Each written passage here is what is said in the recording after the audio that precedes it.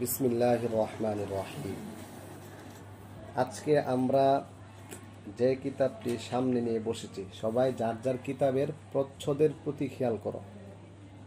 আমরা যে কিতাবটি সামনে নিয়ে বসেছি, কিতাবটির বড় অক্ষরে কিতাবের উপরে নাম লেখা আছে আকিদাতুত তাহাউই।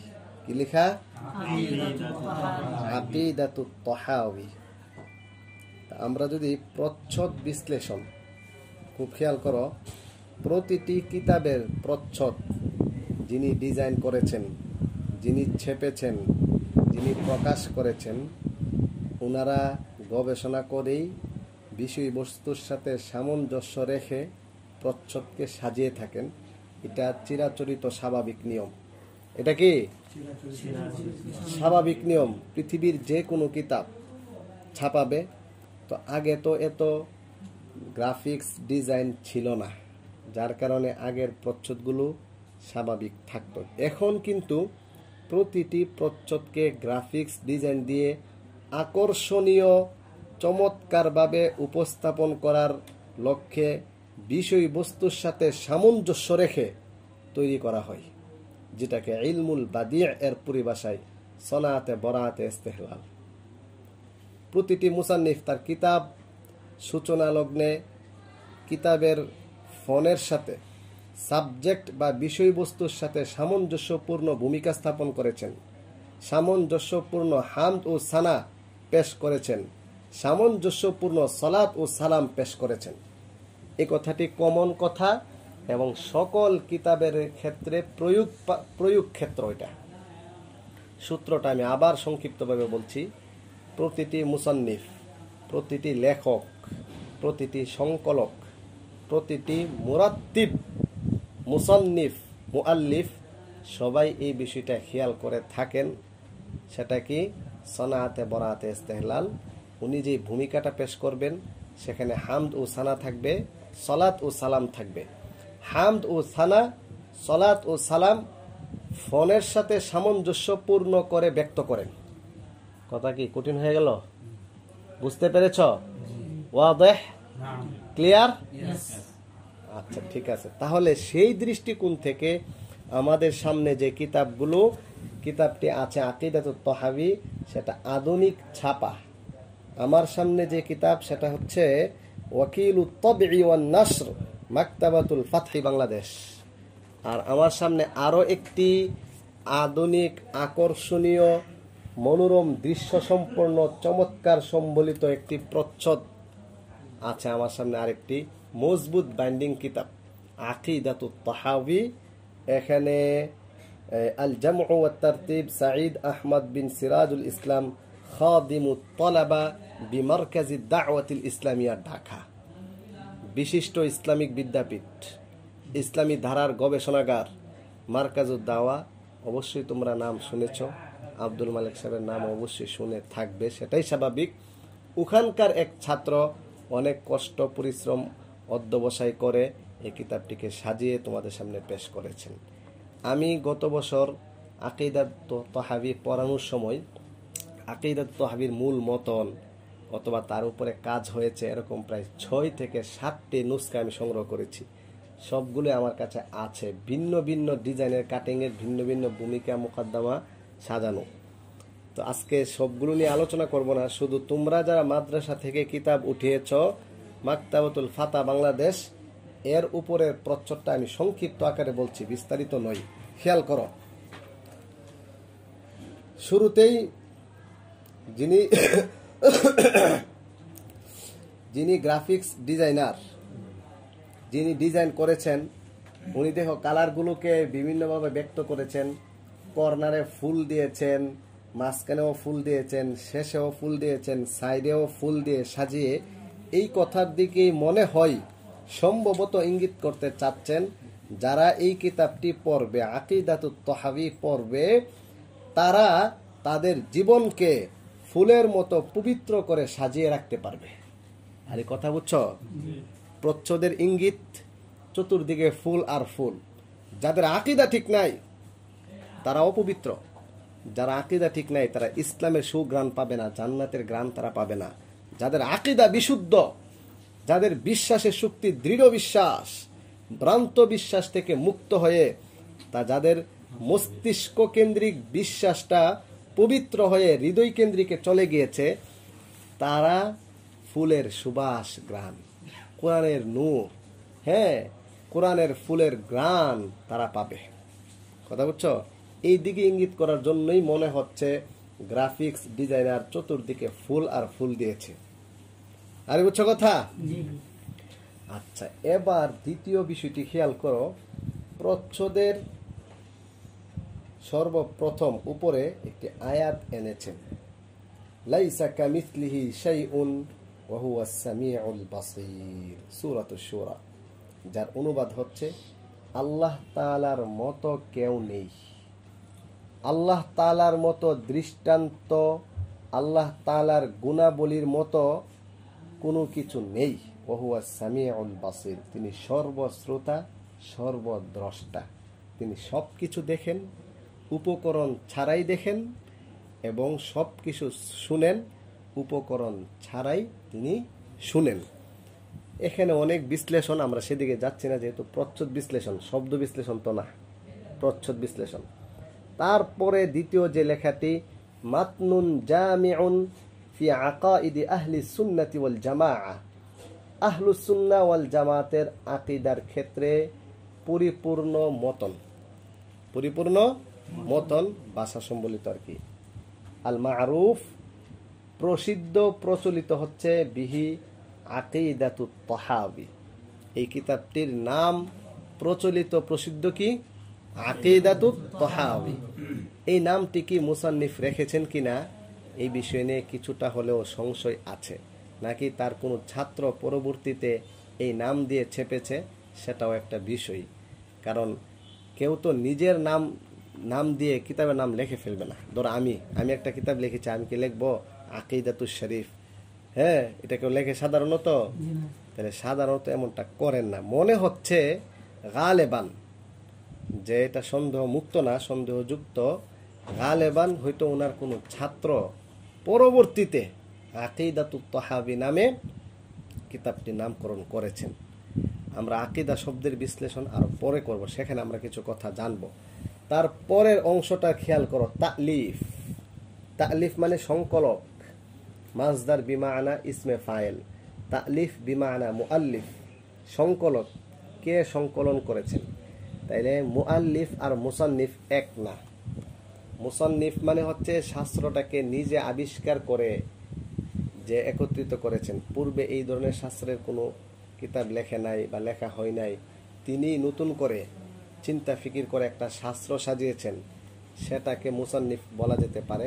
যদিও অনেকগুলো পার্থক্য আছে, আমি সেই পার্থক্যের দিকে যাচ্ছি না, অতএব এখানে ওই রকমভাবে দৃষ্টি দেওয়ার সুযোগ নাই। আমি শুধু জাস্ট ভাষা বাহ্যিকভাবে যে পার্থক্যটা মোটা দাগে স্থূল দৃষ্টিতে সেটা বলছি। তালিফ আর তাসনিফ এক না। মুআল্লিফ মানে সংকলন, বিভিন্ন জায়গা থেকে ছড়িয়ে ছিটিয়ে থাকা বিশ্বাসগুলোকে, আকীদাগুলোকে একসঙ্গে করে ফেলেছেন, বিদায় নাম দিয়েছেন তালিফ।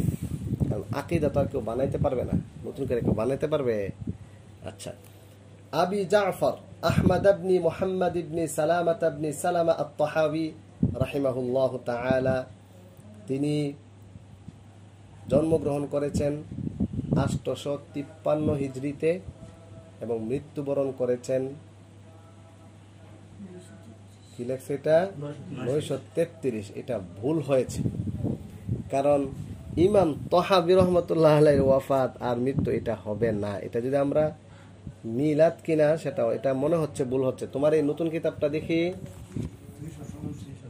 হ্যাঁ এই তো একটা সঠিক কথা বলতে যাচ্ছ, কারণ 800 হওয়ার প্রশ্নই আসে না। আচ্ছা, এখানে ঠিক আছে। এই যে আল মাকতাবাতুল ইসলামিয়া থেকে যে কিতাবটি ছেপেছে, এখানে লিখেছে 229 হিজরিতে জন্মগ্রহণ করেছেন। কত হিজরিতে? বর্তমানে কত চলে? 1443। 1400, তাহলে 229 হিজরিতে উনি জন্মগ্রহণ করেছেন। আর আল মুতাওয়াফা, উনি মৃত্যুবরণ করেছেন 321 হিজরিতে। কত হিজরিতে? তো ওইটা কি লেখলো? এই জন্য ওইটা তোমরা সংশোধন করে নিবা, ঠিক আছে? এখানে এখানেও ঠিক লিখেছে, হ্যাঁ এখানে লেখছে 200। এই দুই কিতাবের মধ্যে আবার আরেকটা ব্যবধান পাওয়া গেছে। আসলে এগুলো নিয়ে কিছু মতবিরোধ থাকে। আব্দুস সবুরের নতুন মাকতাবা ইসলামিয়া থেকে প্রকাশিত কিতাবের মধ্যে লেখা আছে 229, আর মার্কাজুদ দাওয়ার ছাত্র যেটা সাঈদ আহমদ বিন সিরাজুল ইসলাম, তার কিতাবে লেখা আছে 239। 229 আর 39 কি এক? থাকতে পারে এই যে 10 বছরের ব্যবধান। তাহলে জন্মটা নিয়ে সাধারণত ইখতিলাফ থাকে, কারণ জন্ম হয়েছে পরে মানুষ তো জানে না যে সে যে অত বড় লোক হয়ে যাবে, এত বড় মুহাদ্দিস বিশাল, সে যে প্রাপ্ত শিক্ষা বিকশিত করে ফেলে, অপরিমেয় সম্ভাব্য শক্তিকে বিকশিত করে দুনিয়া কাঁপিয়ে ফেলবে, ওইটা কি জন্ম সময় কেউ ধারণা করেছে? কিন্তু যখন সে কাঁপানোর পরে ইন্তেকাল করে ফেলেন তখন তো সবাই জানে। এই কারণে সাধারণত দেখবা ওয়াফাত নিয়ে তেমন একটা মতবিরোধ থাকে না যেমনটা থাকে জন্ম নিয়ে। কিন্তু এখন আধুনিক যুগে এইগুলো আর হবে না, কারণ এখন মানুষ কি করে, জন্ম হওয়ার পরে তাকে নিয়ে বিভিন্ন ছবি, জন্ম দিবস পালনের জন্য বিভিন্ন স্মৃতিস্বরূপ তারা বিভিন্ন কারুকার্য করে করে ডায়েরিতে লিখে রাখে, অনেক কিছু করে। এখন আর ইখতিলাফ হওয়ার সুযোগ আছে কিনা আমার জানা নেই। তাহলে আমরা বলতে পারি 321 হিজরিতে ইন্তেকাল, এ বিষয়ে মতবিরোধ নাই, ঠিক আছে? তাইলে তুমি চিন্তা করো কিতাবটি আজকে থেকে কত বছর আগে লেখা হয়েছে। 321 হিজরিতে যদি উনি ইন্তেকাল করেন, দুনিয়া থেকে বিদায় নিয়ে থাকেন, তাহলে এত বছর পর্যন্ত মানুষ এই কিতাবটি পড়ে আসছে, দর্স তাদরিস পঠন পাঠন চলছে। আর কথা বুঝছো? আর তুমিও আব্দুল্লাহপুর জগৎচর মাদ্রাসায় জালালান জামাতে এবছর আকীদাতুত তাহাবী পড়ার জন্য আসছো। আমাকেও আল্লাহ তাআলা তৌফিক দিয়েছেন বিদায় আমিও আজকে কিতাবটি নিয়ে তোমাদের সামনে বসেছি। আর কথা বুঝো? তাহলে কে বলতে পারবে 321 হিজরিতে উনি ইন্তেকাল করলে আজকে থেকে কত বছর আগে ইন্তেকাল করেছেন? কেউ কি বলতে পারবে? 1122 বছর আগে। 1122 বছর আগে তিনি ইন্তেকাল করেছিলেন। তাহলে কি ইন্তেকালের সময় কিতাব লেখছে নাকি ইন্তেকালের আগে? এটা তো বলাই লাগে না, সেটা কখন ওইটা আমরা পরবর্তীতে আলোচনা করব জীবনীর মধ্যে। তবে এই কথা তো বাস্তব, 1122 বছর আগে লিখিত কিতাব, 1122 বছর পর্যন্ত কত মানুষ এই কিতাব পঠনে পাঠনে বিভিন্নভাবে খেদমতে এই কিতাব পড়ে পড়ে হেদায়েত পেয়ে আহলুস সুন্নাহ ওয়াল জামাতের আকীদা পোষণ করে করে নাজাত পাবে। এগুলো আমরা হিসাব করে শেষ করতে পারবো? একটা ধারণা নিলা। 1122 বছর আগ থেকে এই কিতাব পঠন পাঠন চলে আসছে। 1122 বছর পরে এসে আব্দুল হাকিম, আব্দুস সবুর, মাসউদ মুনির, আকরামুজ্জামান, আল আমিন, আর তোমার নাম রহমতুল্লাহ, আমরা পড়ছি। কথা বুঝছো? মোটামুটি আমরা প্রচ্ছদ পরিচিতি শেষ করলাম। এবার আমরা কিছু কথা, ঘন্টা কি সময় আছে? আরো সময় আছে। এবার কিছু কথা খেয়াল করো। এই পরিভাষাগত এখানে তো আমরা আরো কিছু কথা আছে। মাআল হাওয়াশি ওয়াজ জিয়াদাত মিন হাকিমিল ইসলাম মাওলানা কারি মুহাম্মদ তয়্যিব রাহিমাহুল্লাহ তাআলা। কারি তয়্যিব সাহেব এটার মধ্যে কিছু পার্শ্ব টিকা, কিছু তালিকাত সংযোজন করেছেন। রাইস দারিল উলুম বিদেওবন্দ আল হিন্দ, হিন্দুস্তানে অবস্থিত দেওবন্দ মাদ্রাসার প্রধান ছিলেন কারি তয়্যিব সাহেব। সাথে কিছু অ্যাড করেছেন আল মাবাদি আশ-শামিলা লিল ফান্নি ওয়াল কিতাব, ফন এবং কিতাবের মাবাদি ভূমিকা স্বরূপ কিছু বিষয় জানতে হয়। আমরা বছরের শুরুতে আমরা এই আলোচনাগুলো করেছিলাম। ভূমিকা 3 প্রকার: মুকদ্দমাতুদ দারসি, মুকদ্দমাতুল ইলমি, মুকদ্দমাতুল কিতাবি। দর্সের ভূমিকা, শাস্ত্রীয় ভূমিকা, তুমি যেই শাস্ত্র পড়তে যাচ্ছ সেই শাস্ত্রের ভূমিকা। তো বহু বছর আগে থেকেই আকীদা একটি শাস্ত্র হিসাবে পরিচিত হয়ে চলে আসছে। তো বিভিন্ন সময়ে বিভিন্ন নামে পরিচিত ছিল। বর্তমান আধুনিক কালে আকিদা শাস্ত্রের পরিচিতিটা ইলমুল আকাইদ অথবা ইলমুত তাওহীদ নামে আছে। এখন ইলমুল আকাইদ বা ইলমুত তাওহীদ আরব বিশ্বে আত-তাখাসসুস ফিল ইলমিল কালাম ফি ইলমিত তাওহীদ ফি ইলমিল আকাইদ আত-তাখাসসুস ফিল আকাইদ আল ইসলামিয়া, ইসলামী আকিদার উপরে পিএইচডি অর্জন হচ্ছে। কথা বুঝছো? তাহলে সেই হিসাবে এই শাস্ত্রটাকে আমরা কি নামে বলতে পারি? অনেকগুলো নাম আছে। ইলমুল কালাম একটা নাম কি? ইলমুল কালাম কি ইলমে নাহু?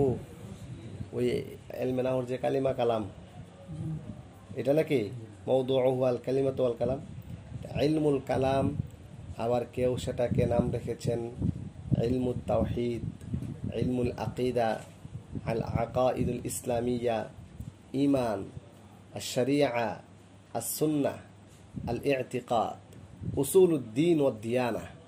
উসুলুদ্দিন ওয়াদ দিয়ানা এগুলো নাম, এই নামে বিভিন্ন কিতাব লিপিবদ্ধ হয়েছে। বুঝছো? উসুলুদ্দিন ওয়াদ দিয়ানা, হ্যাঁ, ইসলামী আকিদা ও ভ্রান্ত মতবাদ এখন তোমরা পাও। আমরা আসলে কি নামে এগুলোকে চিনবো বুঝবো? সাহাবায়ে কেরাম এতগুলো নাম জানতেন না। ইলমুত তাওহীদ, ইলমুল কালাম, সাহাবায়ে কেরাম শুনছে কিনা এটাই সন্দেহ, কারণ ওই যুগে তো ইলমুল কালাম নামটা প্রসিদ্ধি লাভ করে নাই। আমি কথা বুঝছো? তাহলে সাহাবায়ে কেরামের যুগে ওনারা আমরা ইলমুত তাওহীদ আর ইলমুল আকাইদ, আল আকাইদুল ইসলামিয়া, উসুলুদ্দিন ওয়াদ দিয়ানা, উসুলুশ শরিয়া, আস-সুন্নাহ এগুলো বলে আমরা যা বুঝি সাহাবায়ে কেরাম এক শব্দে বুঝে ফেলতেন। সেটা কি? একটা শব্দে বুঝে ফেলতেন। সেটা কি জানো? আল ঈমান। সেটা কি? আল ঈমান।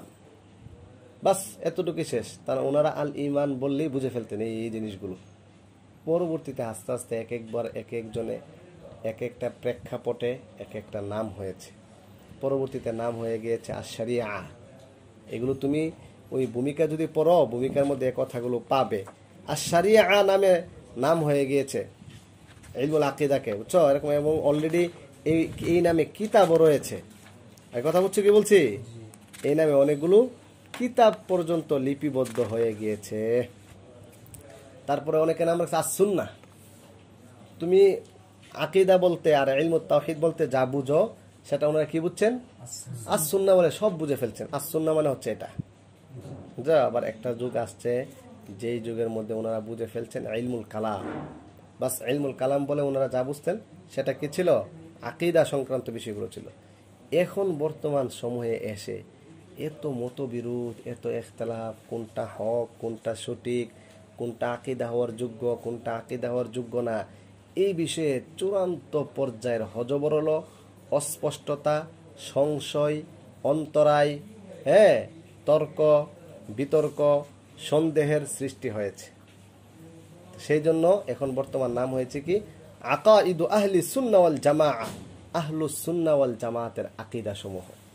এভাবেই মনে করো বিভিন্ন ডায়েরিতে এবং আধুনিক কালেও অনেক পোস্টার, হ্যান্ডবিল এই নামে এখন ছাপে। সেটা কি?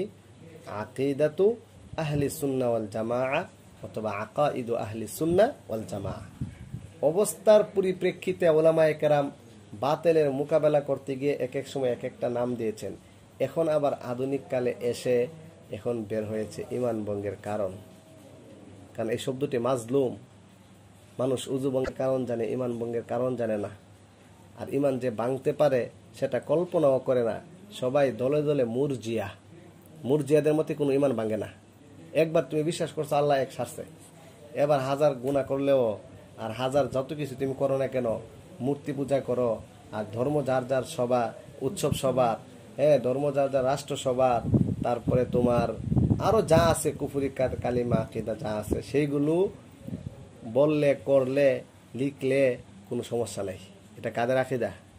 মুরজিয়া, ভয়ঙ্কর আকিদা। তো দলে দলে মানুষ এই কথা মনে করতে লাগলো। ঈমান ভঙ্গের কারণ বলতে কিছু আছে, এটা আমাদের জানা নাই। এই জন্য আব্দুল ওয়াহাব আন-নাজদি তিনি আবার সংস্কারমূলক কিছু কাজ করতে গিয়ে আত-তাওহীদ নামে একটি কিতাব লিখেন। উনি এটাকে মুনাজ্জাম আকারে ওই ঈমান ভঙ্গের কারণ 10টি আর আত-তাওহীদ সেটাকে বিশ্লেষণ করেছেন। আস্তে আস্তে আস্তে আস্তে আস্তে আরব বিশ্বে এটা সিলেবাস আকৃতিতে ধারণ করে সারা বিশ্বে সেটাকে ছড়িয়ে এটা একটা মোটা আকার ধারণ করেছে, যার কারণে এখন তুমি জায়গায় জায়গায় দেখতে পাও। এখন ইউটিউবে সার্চ করলে ইমান ভঙ্গের কারণ অসংখ্য বয়ান তুমি পেয়ে ফেলো। এটা হচ্ছে মূলত এই তাজদিদি কারনামার ফলাফল। কিন্তু এখানেও আবার একটা গ্যাপ হয়ে গেল।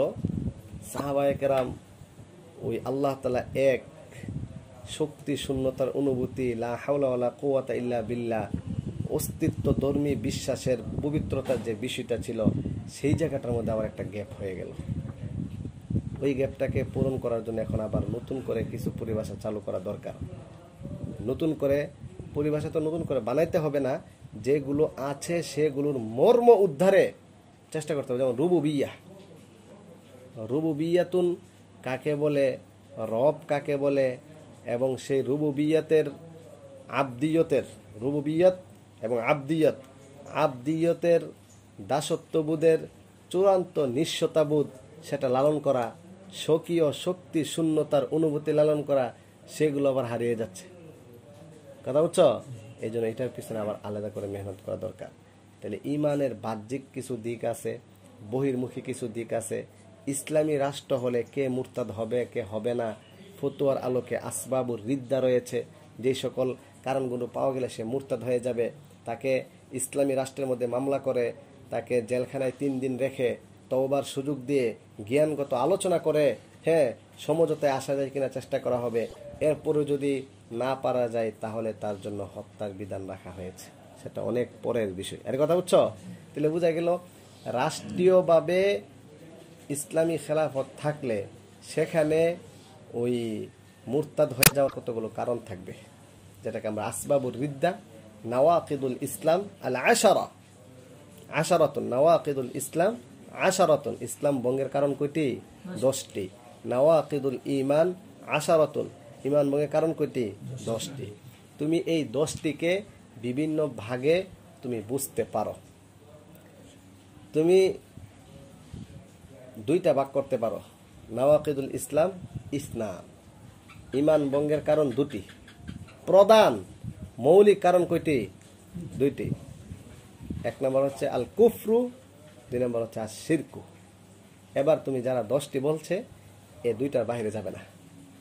কেউ যদি 100টিও বানাইতে পারে তারপরেও এই 2টার বাইরে যাবে না, কুফর এবং শিরিক, যার ব্যবহার হাদিস কোরআনে অ্যাভেলেবেল। সেই হিসাবে আমরা এটাও বলতে পারি ঈমান ভঙ্গের কারণ কয়টি? 2টি, কুফর শিরিক। মুখে বললে হবে না, ভাষাগত ঈমান আছে, ভাষাগত ভঙ্গের কারণ আছে। অন্তর দিয়ে ঈমান আছে, অন্তর দিয়ে ঈমান ভঙ্গের আলাদা কারণ আছে। আরকান জাওয়ারেহ দিয়ে ঈমান আছে, তো জাওয়ারেহ দিয়ে ঈমান ভঙ্গের আলাদা কারণ আছে। কথা বুঝছো? আমরা এগুলো ইনশাআল্লাহ বিস্তারিত আলোচনা করব। ঈমান কাকে বলে, ইকরার বিল লিসান, তাসদীক বিল জানান, আমল বিল আরকান। ইসলাম কাকে বলে, ইসলাম সম্পর্কে কিছু আলোচনা, আকাঈদুল ঈমান, আকাঈদুল ইসলাম, ফাল আকাঈদুল ইসলামিয়া, ইসলামী আকীদা সমূহ, এগুলো নিয়ে আমরা ইনশাআল্লাহ আলোচনা করব। আজকে শুধু জাস্ট মোটামুটি তোমাদেরকে প্রচ্ছদ পরিচিতি এবং শাস্ত্রের গুরুত্ব বোঝাতে গিয়ে কিছু কথা বললাম।